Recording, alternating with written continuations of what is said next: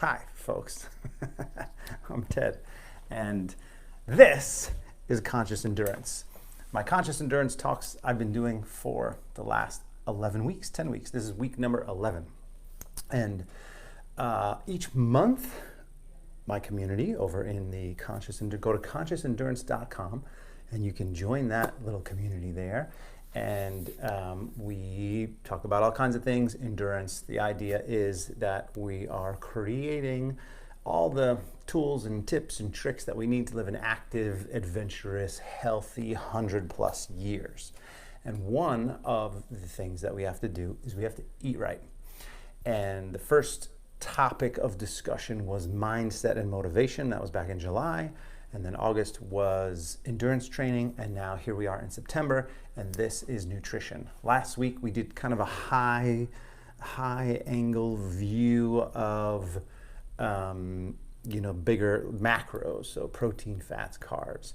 This week we're going deep dive into sugar burning versus fat burning, and what that means and why you would want to do that, and my experience with it. First of all, if you didn't already know, I'm Ted McDonald, and I'm a yoga teacher, endurance athlete, and creator of Conscious Endurance, what I just discussed. And I want to find out from you, or you can ask yourself this, is have you thought about that? I assume, because a lot of you asked about nutrition, that you've thought about this sugar burning versus fat burning. Now, from a again, just kind of a high level view, most of us are consuming, especially in the US, are consuming sugar on a regular basis. And when I say sugar, I mean carbohydrates. So that could be in the form of a sandwich and bread. It can be in form of coffee and with sweetener. It can be in the form of rice and pasta, and you know what a carbohydrate is. And then it will break down. Now, better forms of carbohydrates, sweet potatoes, fruit. I prefer berries because they're lower in carbohydrates versus banana, mango, dried fruits, super high in sugar. Dates, really great for you, and super high in sugar. So you want to think about what you're taking in as fuel and what you're using as fuel. So there's a lot of conflict in the science world, in the sports world, in the endurance world about what to do. And I was just kind of refreshing my memory about this one study that shows that becoming a fat-burning athlete doesn't necessarily improve performance. But that's not what you're looking to do. So if you're looking to improve performance, you have to train harder, okay? So let's just clear that up right now. If you're looking for a way to improve performance, train harder. That's it, right? So if you say, well, Ted, I did a half marathon and it took me 2 hours to do, and then I became a fat burner and it took me, still the same 2 hours, I'd say, well, it has nothing to do with your diet. It has to do with you actually training harder, doing more sprint workouts, or, doing more endurance, or, running more days, or whatever it is. But the point is, don't rely on your diet to improve your performance. There is clear science that shows that if you take in carbohydrates, you will burn more carbohydrates as fuel. And if you take in more fat, you will burn more fat as fuel. Right? So let's just get rid of that. There's not like, if you were, so that's one point. The second point is that not everyone, I'm not everyone, cannot process carbohydrates as well as everyone else. So for instance, in general, most people can process 50 to 60, maybe 70. I talked to the guys at Power Bar years ago when I was working with the BMC racing team. And Power Bar is a sponsor, and they said, oh yeah, we're trying to get athletes to burn 70, 80, 90, to process 70, 80, 90 grams of carbohydrates per hour. And I thought, that's just crazy. Like, that's just so much. Your body's designed. So here's what happens in a simplistic view. You take in food in the form of paninis, bars, Coca-Cola, whatever it is. Take it in, your body goes, hey, there's food.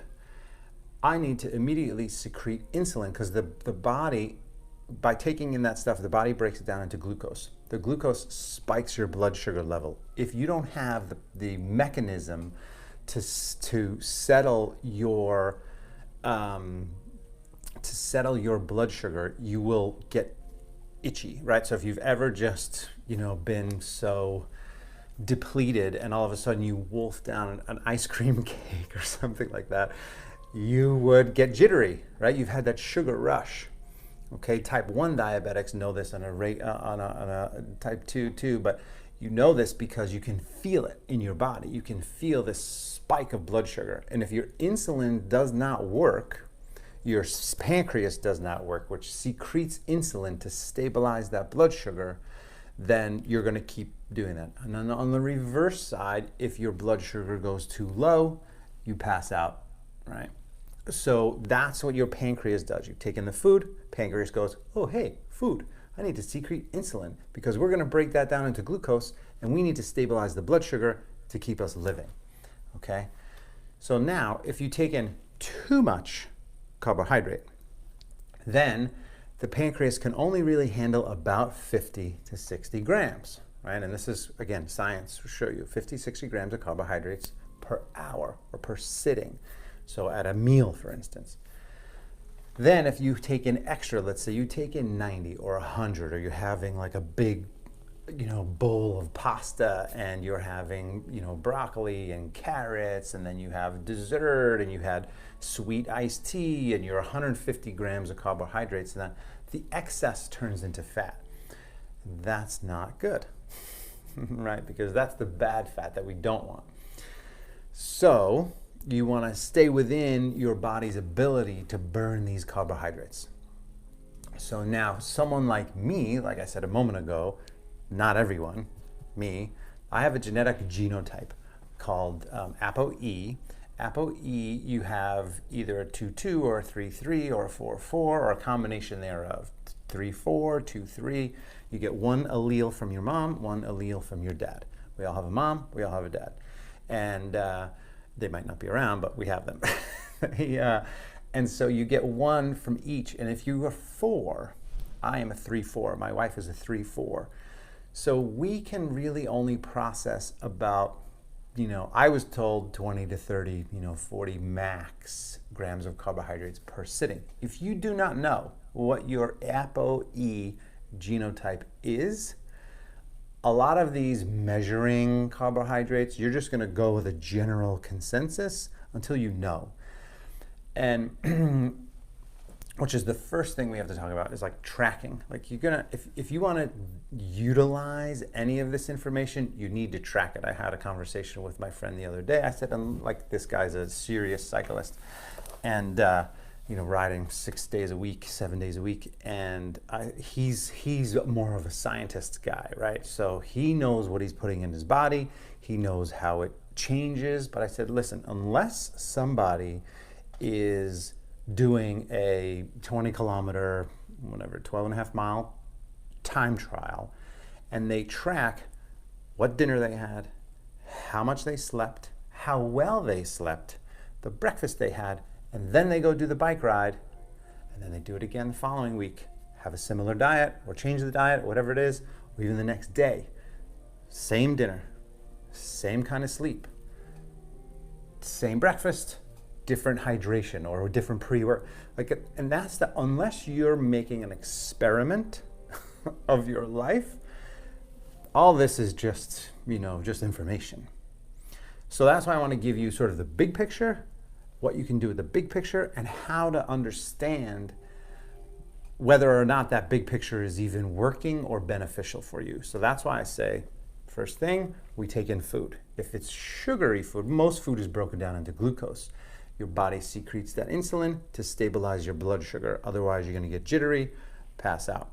If you keep your carbohydrate intake low, and you get into a ketogenic diet, I don't know why I'm pointing that direction, but if you get into a ketogenic diet and you're 50 grams of carbohydrates or lower per day, That's per day, not per meal, per day.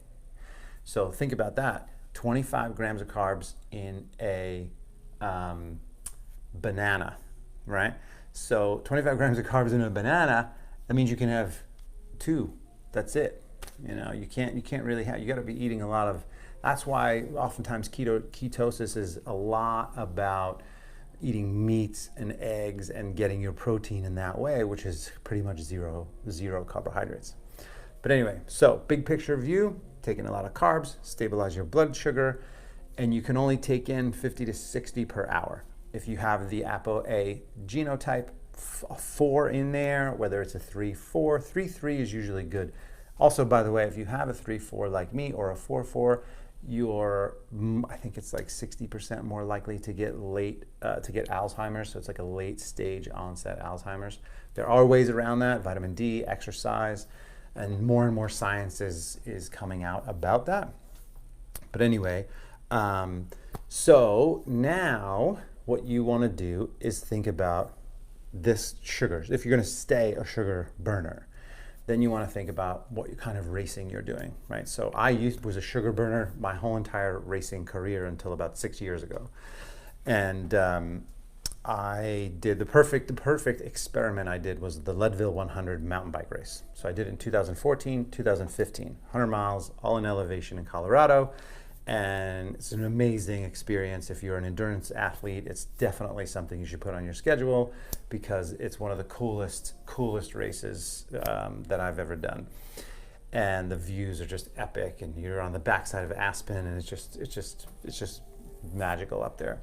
So the first time I did it, I planned out my racing. I planned out my gel, I planned out my bars, I planned out my hydration, I planned this all out. And I had little baggies, and every time I either had it in my back pocket, or I had it at the aid station, or I had it at the transition. So everyone, I knew what I was doing when I was taking it because I knew I was burning this fuel for fuel. So if I didn't have it, I was gonna deplete myself and bonk, and that's what we don't want to have happen. Now, 2015, I had a bunch of blood tests done in 2013.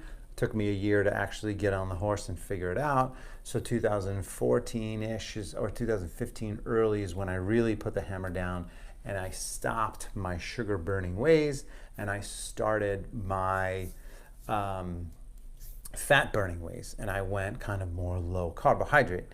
And then for the 2015 race, I basically had maximum 600 calories. Something like that over the course of, this is a 10-hour race. So for me, the first year was 10.5 hours, second year was 9.5 hours. So being out there, and first year, I had a big oatmeal, banana breakfast. Second year, I had eggs and avocado. That was my breakfast, 0 carbs.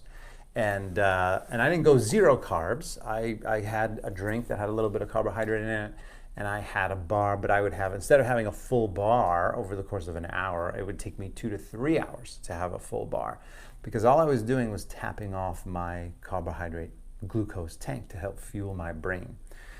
So there's a difference in being in ketosis versus just being low carb. So I consider myself more low carb. Maybe there's days I dip into ketosis, but I'm not a ketogenic guy. There's a lot of great science behind ketosis and being on a ketogenic diet, and I think more will continue to come out. But there's also a lot of science between fasting, which is going to be one of the topics next week. The topic next week will be fasting and what to do and the benefits of it. But for me, I'm more low carb, right? Just not a lot of, so before I used to have, I would go out and have a dessert with dinner. My wife and I would go out to dinner. We would each get a dessert. Now, either we skip dessert, we'll split a dessert, have a couple bites each, leave the rest of it, or maybe just some dark chocolate. We usually do 85%, 80% above. I think technically you could do 73% and above, but we just stick to 85, 88% dark chocolate, which is more like medicine, but it gives you a little bit of a sweet kick, and then I don't feel like I need anything. Now, that's not to say sometimes I won't do a little bit of frozen yogurt, right? But I don't go and have a whole quart or pint of frozen yogurt. I'll have like half a serving, and that'll be it. So it becomes about control, which brings me to, two things, but takeaways, is you can train yourself to do anything, and not just physical fitness, but also eating fitness.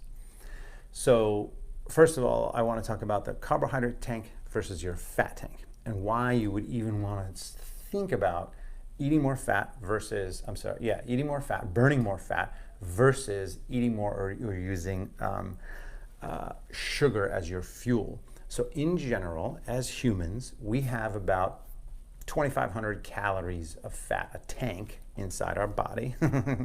That is about 2,000, I think. It's 2,000, 2,500 calories of carbohydrates. So you fill that and you burn it, and you fill it and you burn it, and you fill it and you burn it, and you fill it and you burn it. You could burn 500, 600, 700 calories, even more per hour, depending on the intensity of exercise. So with that, only a couple hours and you're done. You're done with the fuel, unless you continue to replenish. On the other side of things is your fat tank, and your fat tank is this big. An elite athlete has 30 to 40,000 calories of fat. 1 pound of fat is 3,500 calories. So if you had 30 to 40,000 calories, you had 10 pounds of fat on an elite athlete. Elite athlete looks like they have 0 fat, but there is actually fat in there. And that tank will last you 30 to 40,000 calories if you burned 1,000 calories an hour, which is virtually impossible, for 10 hours. You would still have plenty of fuel. So that's one of the reasons why it's better, in my opinion, if you're an endurance athlete, to burn more fat as fuel and just tap off the carbohydrate, because your brain does need glucose to operate, or ketones, which is part of the ketosis process. But if you're not fully in ketosis and you're just on low carbs, then you definitely need to tap off with some glucose for your brain. It worked really well for me in the Leadville race, right?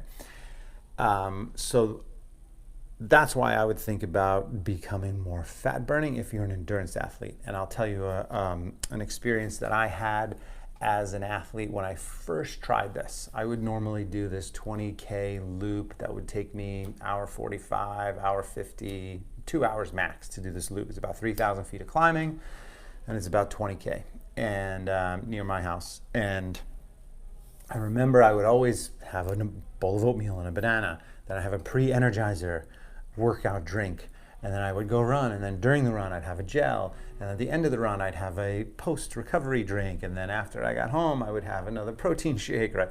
And before before 9 o'clock in the morning, I would have 200-300 grams of carbohydrates and think that I was fine because I was burning all this stuff, right? Then I started to shift, and I went out and I did that run. I said, okay, I got to stop having the bowl of oatmeal. But I took the gel with me, had the pre-workout, did the gel, finished, didn't have the post-workout drink, and then had my shake. Next week, same run, no breakfast. I don't know. I might have had the pre-workout drink, but then I did not have the gel, almost passed out by the time I ended because my body was not quite ready. But I was training my body. 3 weeks in, no breakfast, no pre-workout, no gel, just a protein shake at the end of the workout. And while it was still taxing in week 3, and by the way, I kept this up in the diet on a regular basis, so it actually allowed me to continue to train myself to oxidize fat. So there are a few steps in fat oxidation, which is another reason why people say, oh yeah, but your body, it takes too much for your body to oxidize fat, which is why you rather have the sugar, because it can just oxidize really quickly and you can get these bursts of energy.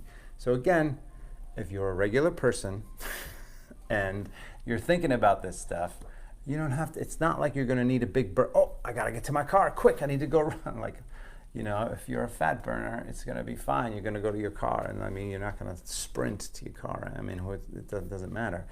If you are a sprinter, you might want to think about how to figure that out for yourself, where the carbs or or fat. If you're an endurance athlete and you're going for hours and hours and hours and hours, you're going to oxidize fat on a regular basis, and it just becomes a training mechanism of how you actually do it. And the more you do it, the better your body gets at it. Takes 3 to 4 weeks. The 4th week I went out for my run, and I went out again, like I said, no breakfast. Actually, no, the 4th week I went with some friends and we did a 13-miler. So it was a little bit longer than what I normally did, less climbing, but I just had a little green tea in the morning and I was totally fine. And I would get these big bursts of energy, which I don't know if it's real or not. I mean, it was real for sure, the burst of energy, but it just felt like my body was oxidizing this fat and I got this little boost of fuel. And that shows me, like, where did that come from? I had nothing. I had a little bit of green tea. I've been awake for 2 or 3 hours, and now all of a sudden I've been running for an hour and I'm getting this big burst of energy. So you know that your body is able to process these fats for fuel. But unless you do those kinds of experiments, you're never going to know, right? So, which leads me to the takeaways. So, first thing is you got to track it, right? Decide what do you want to do, sugar, and you can't just decide, okay, I'm going to fat burn on this race, and then I'm going to go the rest of my life and have pasta and sweets and bread and all that sort of stuff. It has to be a consistent thing on a regular basis, and it takes 3 to 4 weeks to adapt your body to burning the fat. Once you do, you have to stay. You can have a cheat meal, but you can't have a cheat day. A cheat day will kick you out of that ketogenic or that fat burning state, and then you got to start all over again.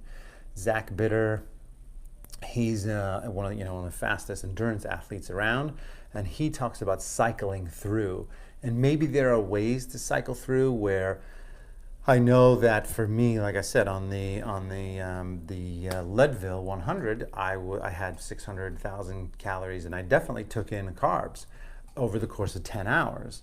Now, I burned way more than 1,000 calories. I must have burned 5,000, 6,000, 7,000 calories over the course of the day. But because I burned more fat, the interesting thing that I didn't do that I'll do next time is weigh myself. I should have weighed myself from before and after. But the point is that unless you get scientific with your own body and your own performance, all this stuff is just kind of like information out there. But that's the basics. The basics are, understand what you are doing with your own life now. Are you a sugar burner, fat burner? 99% of us are sugar burners. So unless you're on this fat burning thing and lower carbs, you're a sugar burner. If you're not sure, you're a sugar burner. I can almost guarantee it.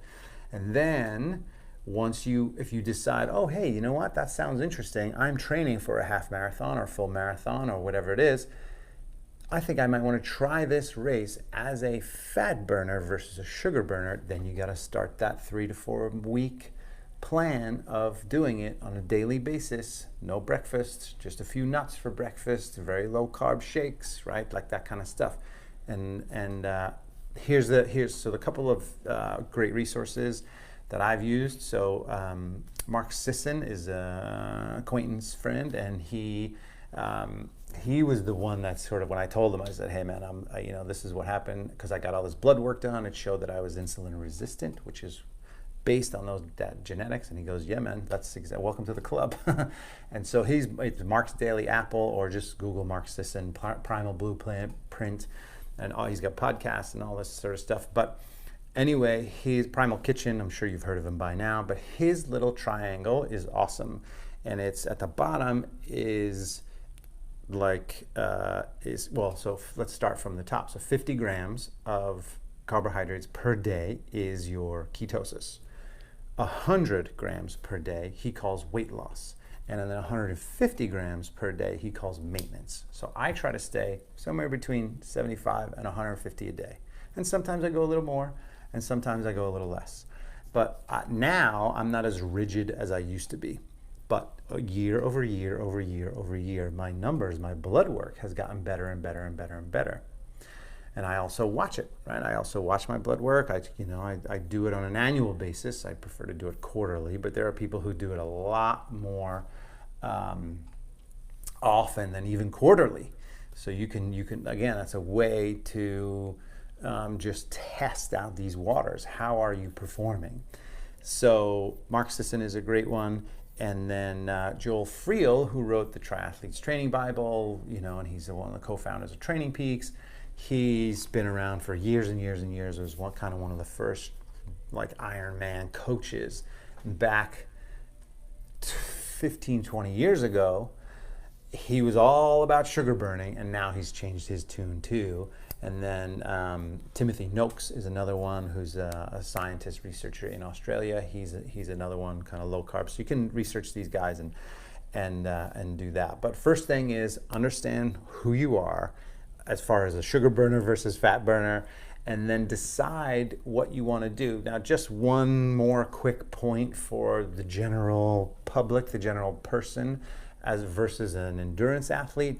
If you wanted to just think of your life as an endurance event, every day is an endurance event. How are you fueling yourself?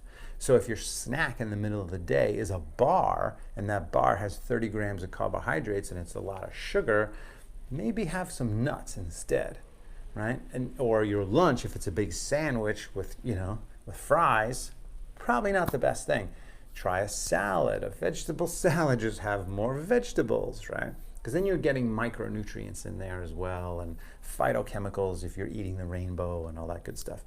So if you wanted to look at your life that way, you limit the number of carbohydrates in your daily diet, from breakfast to snacks to lunch to dinner. And again, like I say, next week we're going to talk about fasting and time-restricted eating. So we'll be talking about some of that stuff then.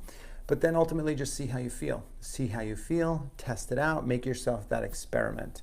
And I guarantee, so one big benefit for me, and I've seen other people have this too, which is instead of having the big spike and the big low, the big highs and lows, you have this more even-keeled energy throughout the day. So you don't need to have that afternoon coffee, you don't need to have you don't need to have these pick-me-ups. You don't need, you don't have these bonks every day. You just have a consistent level of energy because your body is fat adapted, and it's just continuing to burn fuel on a regular basis. There you go. So feel free to put any comments there and ask any questions. And thank you so much for watching and for showing up as always. And head over to my YouTube channel, Teddy McDonald 1, youtube.com/TeddyMcDonald1. Subscribe. That would be great. Also go to my website, teddymcdonald.com, sign up for the newsletter, and join our conscious endurance community there. And we'll all have fun living healthy, active, adventurous lives until we're 100 plus. I am almost halfway there. Oh my gosh, I can't believe it. Almost halfway. Anyway, you guys, thank you so much. And I will see you either in yoga or next week. Thanks.